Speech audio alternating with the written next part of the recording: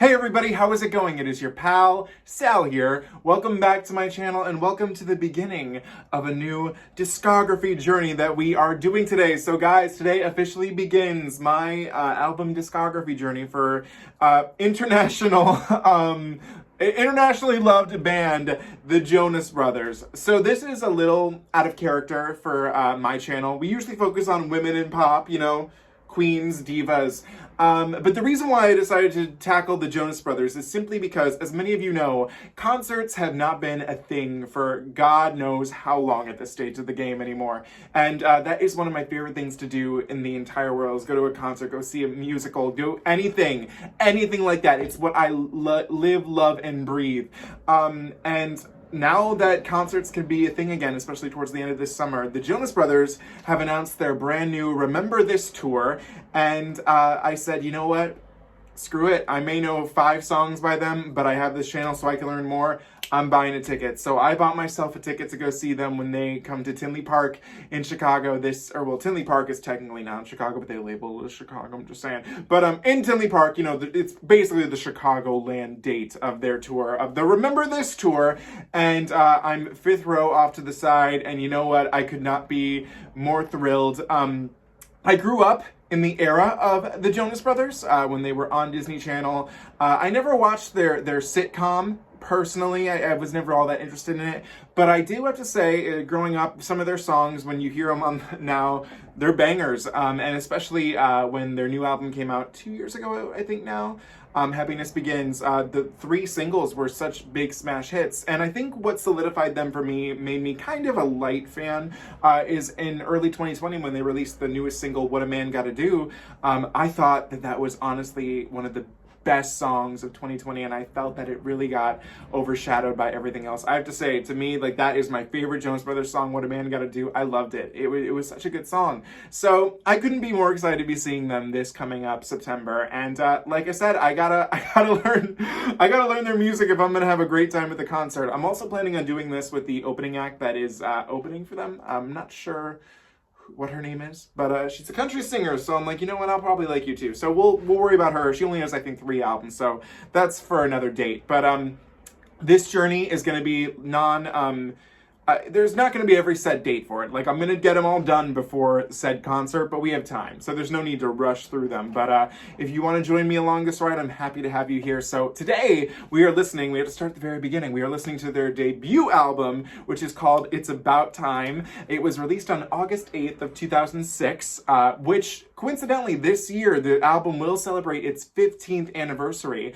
which makes me wonder if this tour, even though they're probably just like, we're so freaking excited that we could go on tour, but they haven't billed it as like their 15th anniversary like celebration, which I feel like they should, but I'm not in control of that. But let's just say Jonas Brothers this year are celebrating their 15th anniversary. If there's Mariah Carey, you know, she has MC30, JB15, there you go. So the album did chart on the Hot 200 at 91. Not exactly, well, they moved up from there, but not exactly the greatest charting position. There were a total of 2 singles, which included, the first one was called Mandy, a song I've never heard before, and the second single is one that just is like a part of my childhood, Year 3000, which charted at number 31. So that's the stats for this album. There were only 2 singles. It was very, very early. Looking at this, the album cover, my God, how times have changed.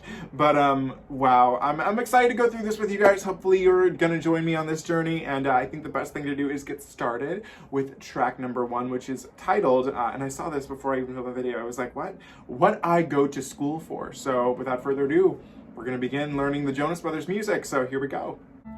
Their little guitar, what they're known for. Her voices echoed in my mind. I count the days till she is oh my God, what a time capsule.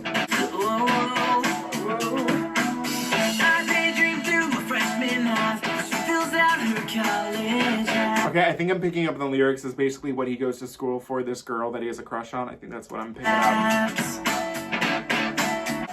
That's what I go to school for. It's a real boy. You can call me crazy. She's so amazing. That's what I go to school for. It's a real boy. Oh, this is a cover. That makes so much sense.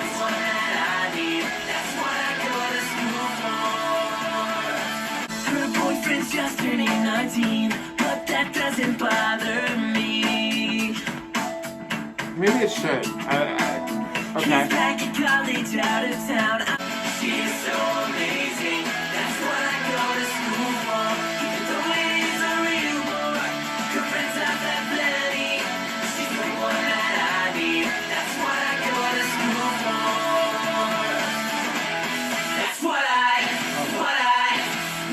go to school for. Everyone Oh my God. see amazing. That's what I go to school for. Even though it is a real bore, her friends have that plenty. Okay, that was what I go to school for, and like I picked up early on, the gist of this song is that I'm pretty sure this is Joe is taking the lead here vocally from what I'm hearing. Basically, it's just about like the only reason that he really goes to school is to see this girl that he really, really likes. And that's really cute. I like that it has this nice breezy atmosphere to it. One thing I find really funny is that this is a cover by a band named Busted, and I don't know the band. I don't know them. But what I find interesting is that when I was listening to it, the way that the lyrics were written, they sounded British. Like the way that they had to pronounce the words to get them like to come out. And then fun little fact, this band Busted is an English pop punk band. So I could tell. So I've never heard the original, but I would love to hear it too. I think the Jonas Brothers, I doubt it would be all that much different from the original, but it was nice. It was breezy. If they had wanted to release this as a single, I think they could have. It's a sweet enough lyric, that's for sure. I found it really picked up a lot of momentum, you know, in the last half of the song, but I did like it. I thought it was cute. I'd be curious to hear the original version though. I think it might have a little bit more edge to it, but that's just me assuming, so who knows. Track number 2 is called Time for Me to Fly, so let's hear it. Who's that? Oh wow.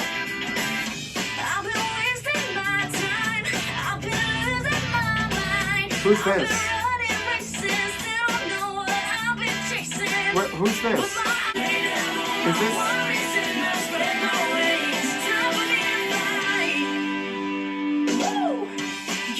Is this? So this is Nick.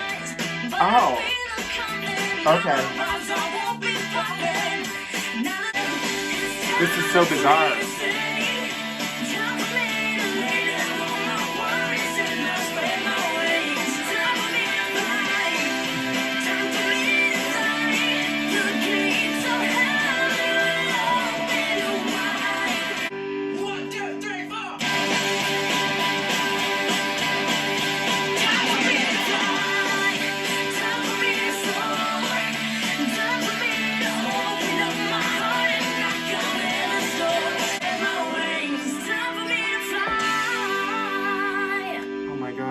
That was pre-puberty Nick Jonas.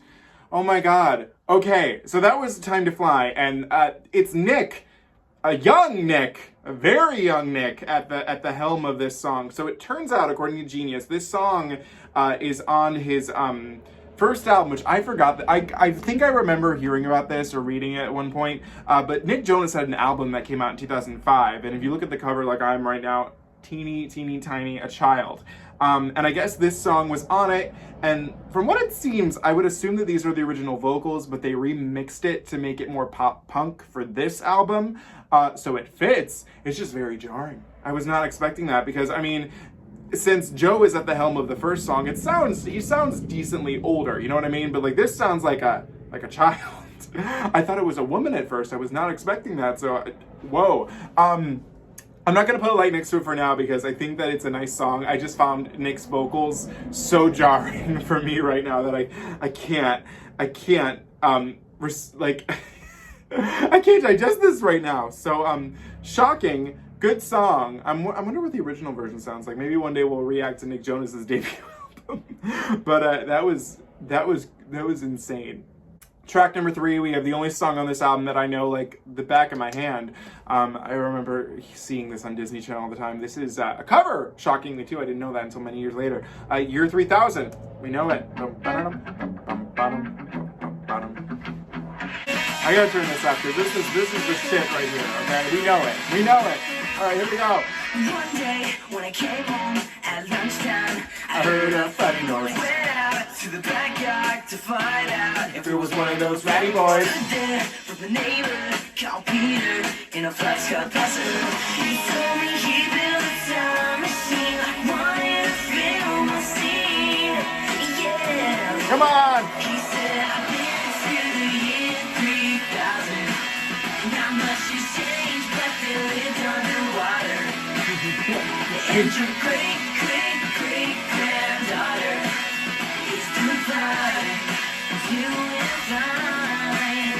Alright, here we go. I took a ship to the year 3000. This song had gone multi-platinum. Everybody bought our 7th album. It had up some Kelly Clarkson. I took a ship to the year 3000. This song had gone multi-platinum. Everybody bought our 7th album. Okay, that is year 3000. And one thing, I did know that this was a cover. I didn't know that the band that it's originally by is another British pop punk band. Their name is Busted. I don't know them either. But that's interesting to know. This song, I mean, come on, it's a qualified bop. I'm gonna be very excited to hear them do this live. It's such a good song. I mean, what can I say about it that we don't already know? I mean, come on, it's year 3000, man. I remember, and this lets you know the timing of it too. I'll never forget, it was on Disney Channel all the time, and this was still, 2006 is when you could buy, well, yeah, 2006, oh my God.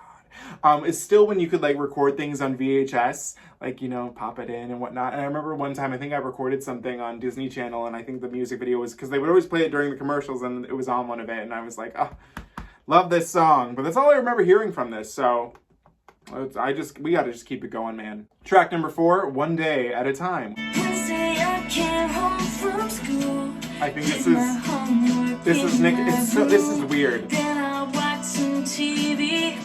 I still miss you. And I die one day at a time.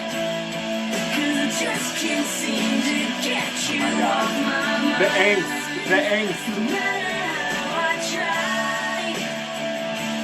try to kill the time. One day at a time. Oh my God, that's so easy to follow. Oh my God. I think I'll miss you even I love the backing vocals. Wow. And I die one day at a time. You know, I like this. But I think that I'm just going crazy. One day at a time. Oh my God. Oh my God. I miss you more than I did a minute ago. Try to kill the time. But I think I'm just going crazy. One day at a time. Okay, that was One Day at a Time. And you know what? A serviceable ballad. It's still very jarring to me hearing Nick Jonas's baby vocals. However, this one I was a little more into it because I think I just like the song a lot more. I think that it was good as it was. I feel like it could have been better. I feel if the production maybe had a little more money. I know to think that they probably had some money obviously to make this, but I think just a little more oomph, and I think it would have been perfect. Some of the vocals sounded the backing vocals a little bit were like a little lazy, little like they could have maybe put a little pep in the vocal. You know what I mean? But other than that, I did like it. This is a nice little piece of pop punk sorrow. And I cry one day at a time. Oh my God. But you know what? I liked it. I can't sit here and be like I didn't enjoy it. So I would listen to that for sure again. I did like it. Track number 5 is another cover. This song is called oh my God, where'd it go? I just had it up. 6 Minutes, and it's originally by a band called LFO. Let's see if they're okay. So this one's American. This is an American band. So let's hear 6 Minutes.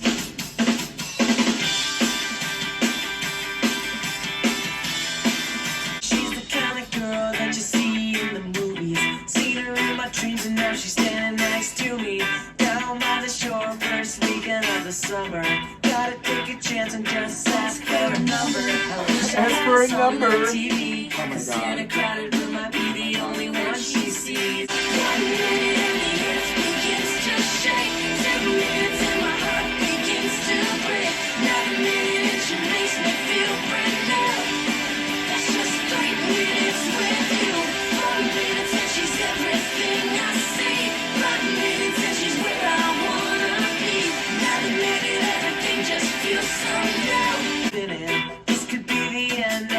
I like the almost tropical feel right here, but I'm not loving the chorus.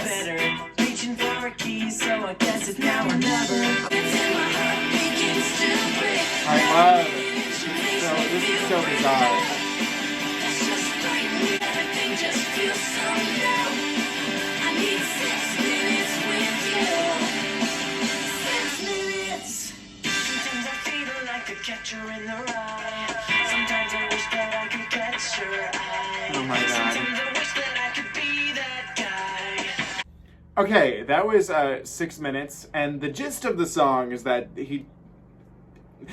I always find it so hard to put this in, to say this, because especially I did this when I talked about when I did the Spice Girls albums. I want to say like this is what he's saying, but it's like there's multiple people singing, so I'm like it's what they're saying, but like the context of the song is like from one person. That's why I don't really listen to bands a whole lot, because that really just trips me up. But the gist is that the singer just wants 6 minutes with the girl that he sees. He just 6 minutes with you.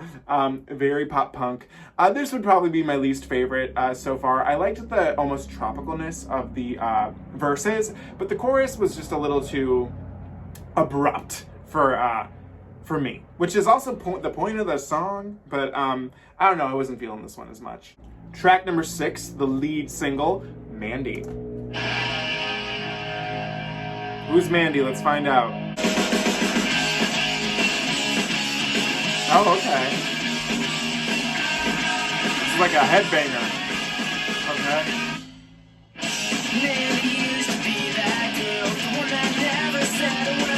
Oh my God. This is so simple plan. Oh my God.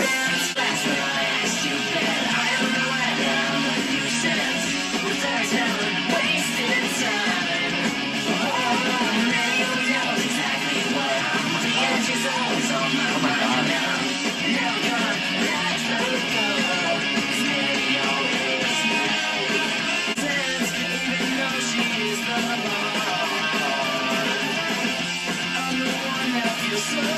Even though she's the blonde, I'm the one that feels dumb. Okay.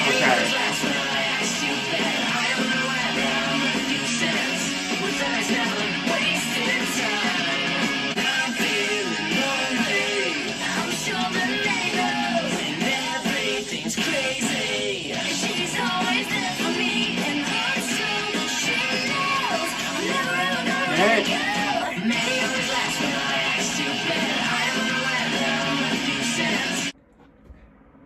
Okay, that was Mandy. Very simple plan. That to me, this just sounded like something Simple Plan would have done. They really like Mandy. They really, Mandy always knows it. Okay, yeah, not my favorite piece I've heard so far. It kind of just sounds like a Simple Plan knockoff. I think that's the problem I'm having with it.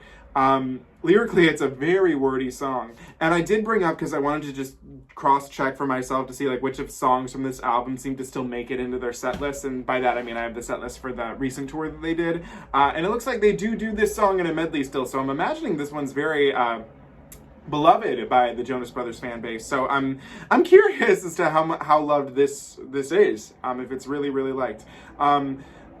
Yeah, I kind of am with the boat of like odd choice for the first single. If I had been in the room, I would have probably geared for maybe One Day at a Time to be the lead single if they wanted something. I don't know. Mandy it wasn't really working for me, but maybe it's one that'll grow over. The chorus is catchy itself, so if that's what they use mostly in the medley, I could be down for that. Track number 7, You Just Don't Know It.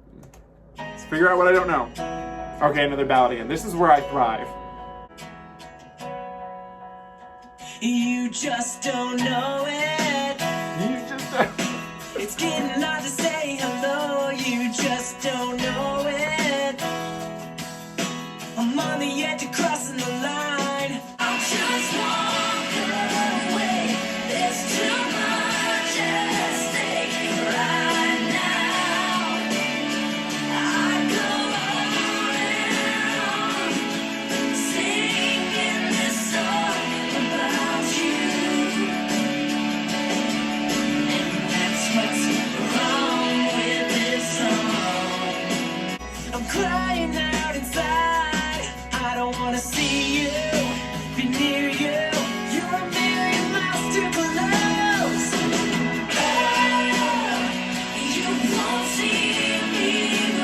like this part right here.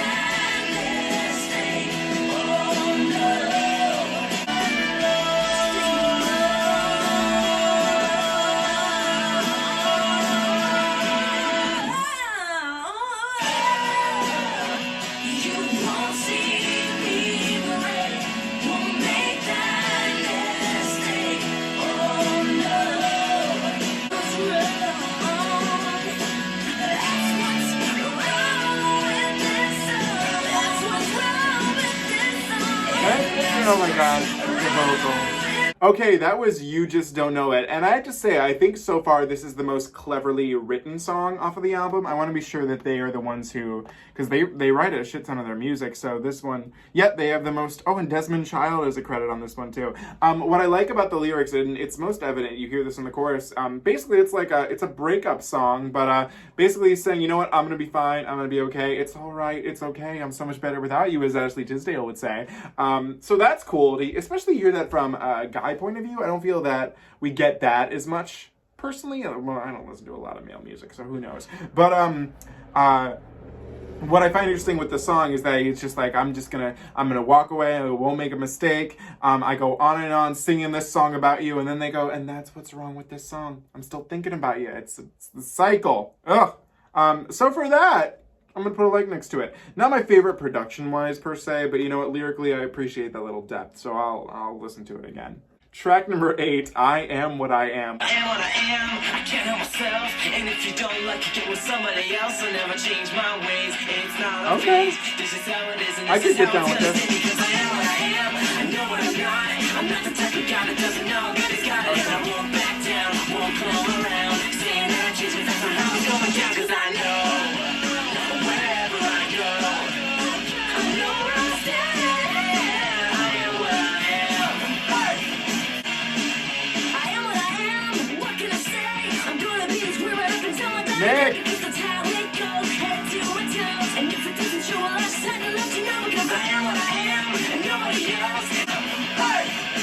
Hey! Hey! Oh, can't you see? I'm just being me. I can't be when I don't wanna be.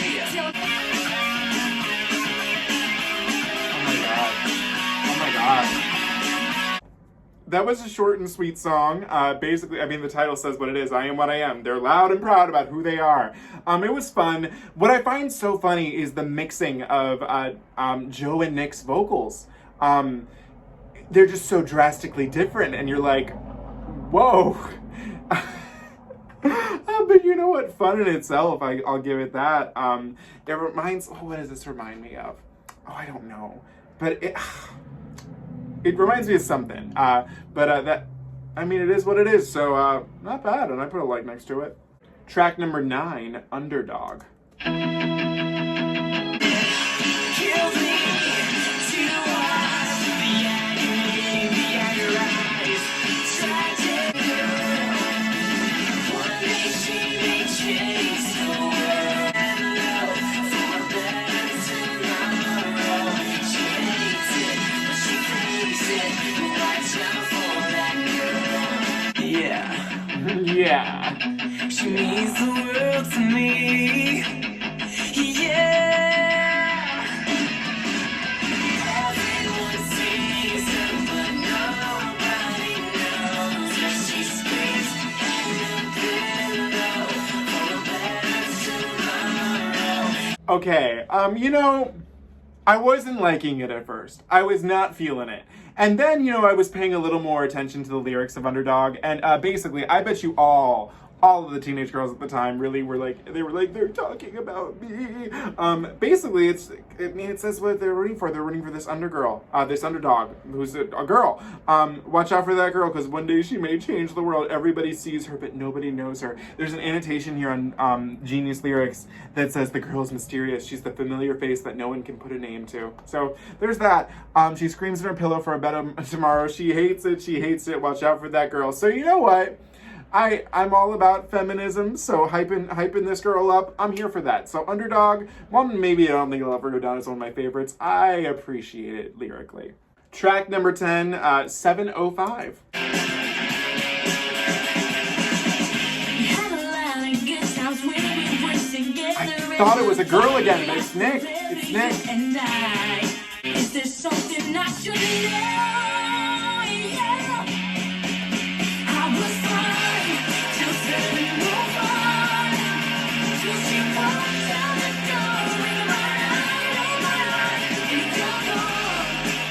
I move on, kissing now. I find it very hard to understand that. How can till she walked out the door in my life, and you're gone. I move on, but it only would have taken 2 seconds to say goodbye, goodbye, goodbye. But it only would have taken 2 seconds to say goodbye, goodbye. Tell the door in my life, and you're gone. Oh my god. Oh my god. Wait.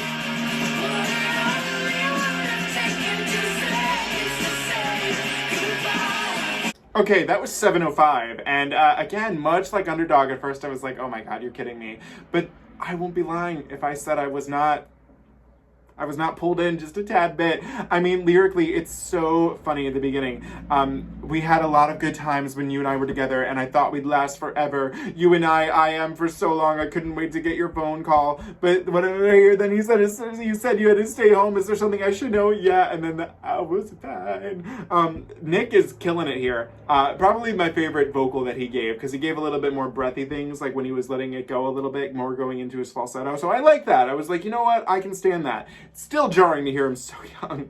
But this was cute. And you know, I would have maybe been down for this having a single release if they had wanted to do that. I liked it. I thought it was kind of cute. Track number 11, the final track off of this album, Please Be Mine. Oh, we're going for more guitar. Okay. Ooh. I try to come closer with you, but they all say we won't make it through. But I'll be there forever. You will see that it's better. Our hopes and our dreams will come true. Find if it's really true. Na na na na. How can I prove my love if they all think I'm not good enough? But I'll be there forever. You will see that it's better. All our hopes and our dreams will come true. Please be mine. Whoa, yeah. This reminds me of something too, but I can't think of what it is. I will not disappoint you. I will be right there for you till the end of time. Please be mine. Well, that was nice, especially after going through many songs that were very heavy pop punk. This one was a nice little acoustic set. It just sounded like they were grooving together. From what it sounded like, and I did see this at the beginning too, but I think Nick sounded a little older here, which is something we're going to talk about after we recap everything in a second. But it was nice. It was kind of cute, actually. I'm shocked that this is not, because I'm looking at the set list, and this is not in their set. This is kind of a nice little pretty song. I liked it, so I'm going to put a like next to it.